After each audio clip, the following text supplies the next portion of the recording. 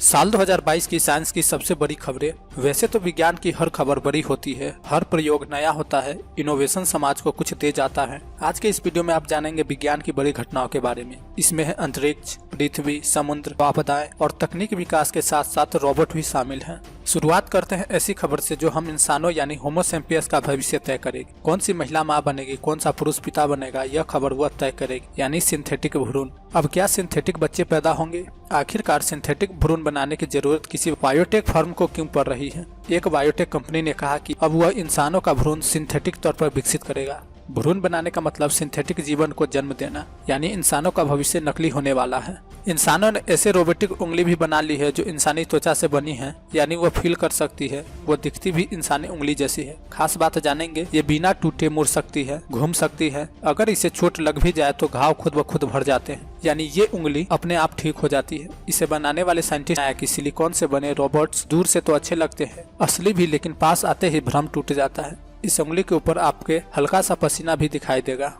उंगली तक तो ठीक था, एक महिला को तो 3D प्रिंटर से बनाया गया कान लगा दिया गया। कान को उसी महिला की कोशिका से तैयार किया गया था। दुनिया में ऐसा पहली बार हुआ है कि किसी मरीज की कोशिका यानी सेल्स लेकर उसके लिए नया 3D प्रिंटेड अंग बनाया गया हो। अमेरिका की एक कंपनी है जिसका नाम है 3D बायोथेराप्यूटिक्स। इसके वैज्ञानिकों ने 20 वर्षीय महिला की कोशिकाओं से उसके लिए नया 3D प्रिंटेड कान बना दिया। इंसान से ज्यादा क्रिएटिव कोई नहीं हो सकता। इंसानी दिमाग के ब्रेन सेल्स को चूहे के दिमाग में ट्रांसप्लांट कर दिया। वजह पता है आपको? न्यूरो डेवलपमेंटल डिसऑर्डर को गहराई से समझने और कई मानसिक विकारों का इलाज खोजने के लिए वैज्ञानिकों ने यह शोध किया है। इस शोध में जैसे जैसे चूहे बड़े हुए, मानव न्यूरॉन्स ने चूहे के दिमाग में काम करना शुरू कर दिया और कई ब्रेन सर्किट बनाए ताकि मानव मस्तिष्क को समझ सके, उनकी दिक्कतों को सुलझा सके। खैर, ये तो बात हो गई ऐसे बायो साइंटिफिक इनोवेशन की। इस साल भारत में कई बेहतरीन साइंटिफिक काम हुए हैं। पहले भारत में हुई बड़ी साइंटिफिक घटनाओं के बारे में जानते हैं।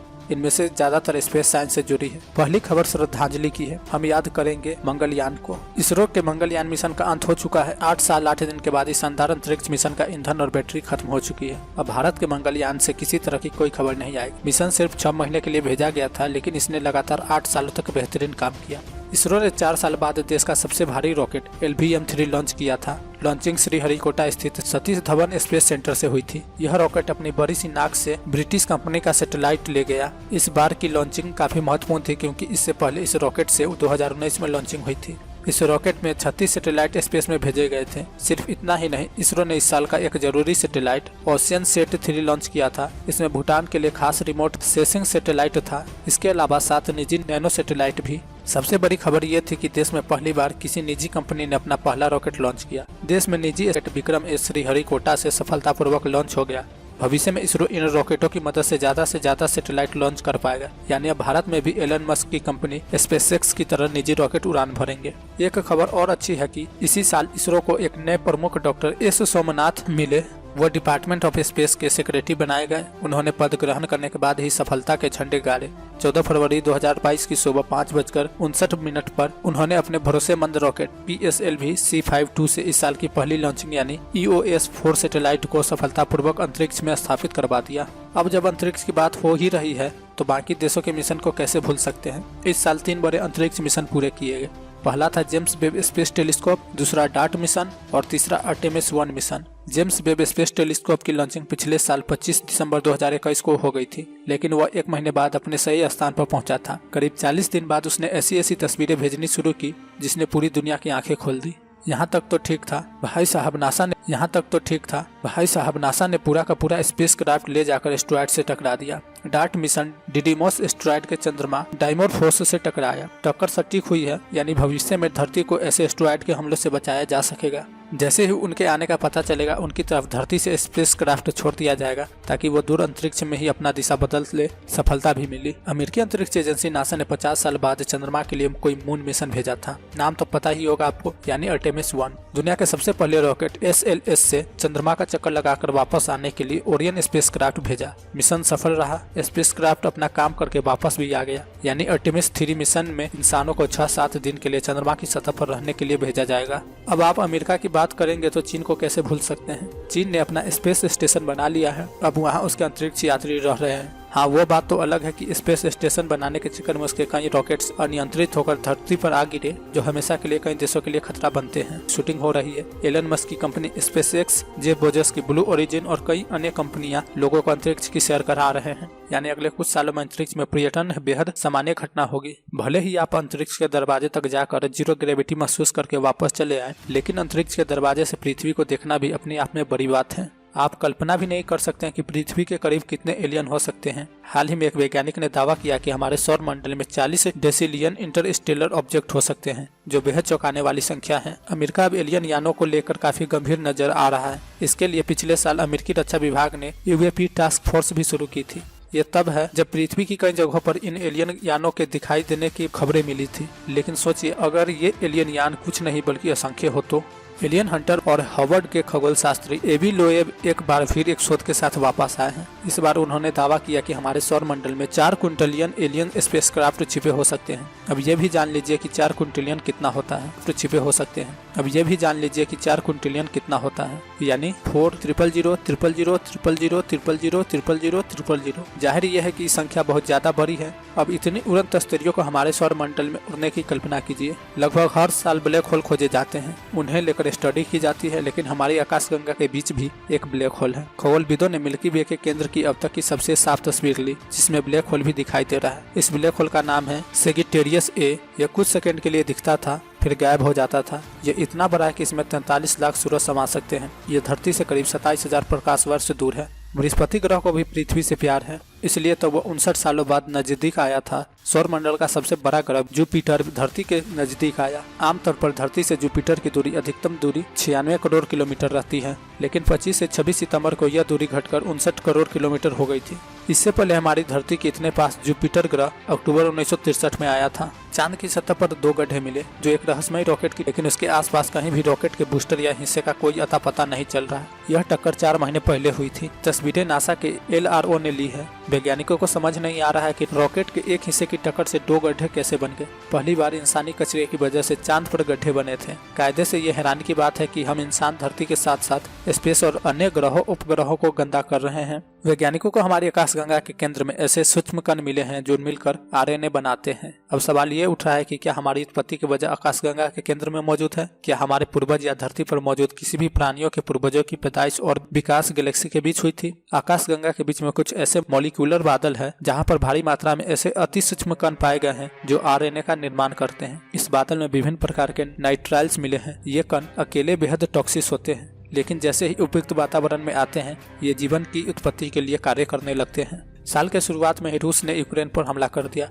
नतीजा ये हुआ कि इसका असर साइंटिफिक कार्यों पर भी पड़ा। सोयूज प्रोग्राम सस्पेंड हो गया। रूस को 100 मार्स प्रोजेक्ट से बाहर निकाल दिया गया। कई सारे प्रोजेक्ट्स बंद कर दिए गए। यूक्रेन के साथ युद्ध करने पर यूरोपीय संघ ने रूस पर कई प्रतिबंध लगा दिए। इससे नाराज रूस ने फ्रेंच यूना से सभी स्पेस लॉन्च को रोक दिया है। उसके कॉस्मोड्रोम से लॉन्च तो रोका ही है, साथ ही फ्रेंच गुइना से सभी तकनीकी कर्मचारियों को वापस बुला लिया है। इसका बदला लेने के लिए मार्स मिशन के लिए चल रहे एक मिशन से यूरोपीय स्पेस एजेंसी ने रशिया को बाहर निकाल दिया। अब रूसी स्पेस एजेंसी रोस्कोमोस इस प्रोजेक्ट से बाहर है। यह मिशन करीब 8,443 करोड़ रुपए का था, लेकिन हर जगह दुख की खबरें नहीं आती, कुछ अच्छी खबरें भी आती है। साल के अंत नजदीक आते आते नोबेल पुरस्कारों की घोषणा हुई। हमारी अपनी आकाशगंगा से धरती पर कुछ विचित्र सिग्नल आ रहे हैं, वो बेहद कम समय के लिए, यानी कुछ मिली सेकेंड के लिए।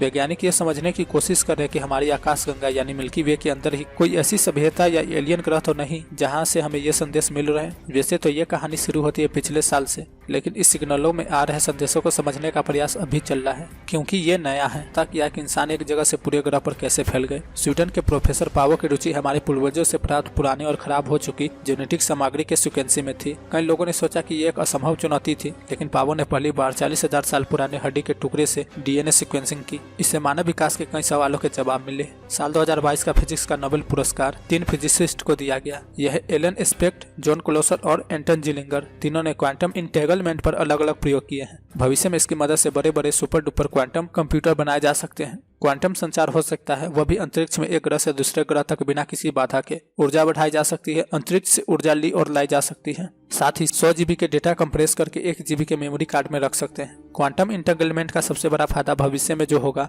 वो है टेलीपोर्टेशन का, यानी 1 सेकेंड में दिल्ली से न्यूयॉर्क आप बिना किसी ट्रेन, प्लेन, जेट, बस के पहुंच जाएंगे।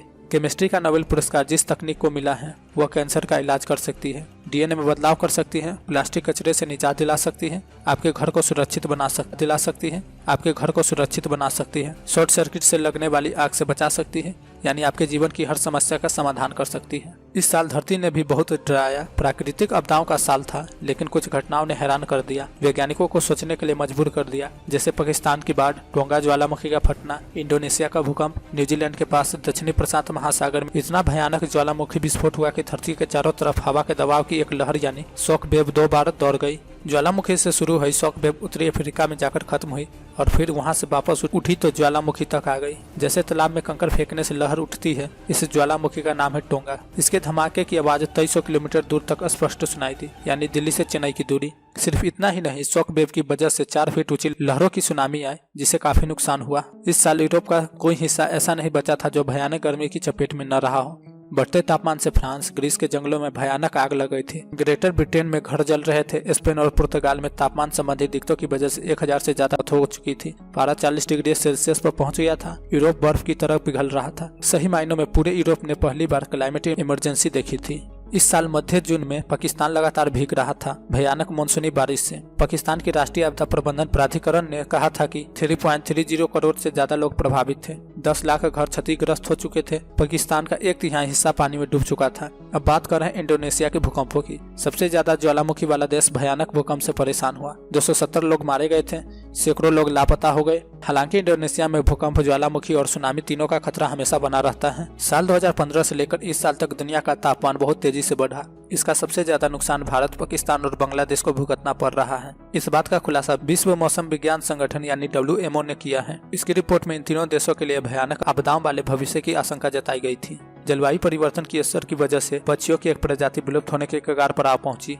दक्षिण अफ्रीका के पीली चोंच वाले हॉर्नबिल 2027 के बाद नजर नहीं आएंगे। सिर्फ इतना ही नहीं, पिछले 200 सालों से पेड़ पौधे की 800 प्रजातियां नष्ट हो चुकी हैं। ऐसे ही न जाने कितने जीव दुनिया से हर साल खत्म होते जा रहे हैं। अब जब क्लाइमेट चेंज की बात हो ही रही है तो हम आर्कटिक या अंटार्कटिका या दुनिया के ग्लेशियरों की हालत कैसे भूल सकते हैं। ये भी तो ग्लोबल वार्मिंग की वजह से पिघलते जा रहे हैं। जलवायु परिवर्तन से हमारी पृथ्वी बुरी तरह प्रभावित हो रही है। हाल ही में international cryosphere climate initiative research network की रिपोर्ट में कहा गया कि गर्मियों में आर्कटिक की समुद्री बर्फ 2050 तक गायब हो जाएगी, यानी महज 30 सालों में दुनिया के सबसे बर्फीले इलाकों में बर्फ नहीं दिखेगी। जब बर्फीली दुनिया खत्म होगी तो नए बैक्टीरिया और ज़ोंबी वायरस बाहर आएंगे। ये वर्तमान दुनिया के लिए खतरा पैदा कर सकते हैं। वैज्ञानिकों को मांस खाने वाले डायनासोर की हड्डियों के जीवाश्म मिले हैं। इसे यूरोप का अब तक का सबसे बड़ा डायनासोर कहा जा रहा है। इस डायनासोर की लंबाई 33 फीट से ज्यादा थी। ऐसे कई जीवों की खोज वैज्ञानिकों ने की जिनसे इंसानों या उनके पूर्वजों के संबंधों का खुलासा होता है। आज का वीडियो आप लोग कैसा लगा कमेंट कर बताएं। वीडियो पसंद आए तो वीडियो को लाइक करें, चैनल को सब्सक्राइब करें तथा इस वीडियो को अधिक से अधिक शेयर करें। मिलते हैं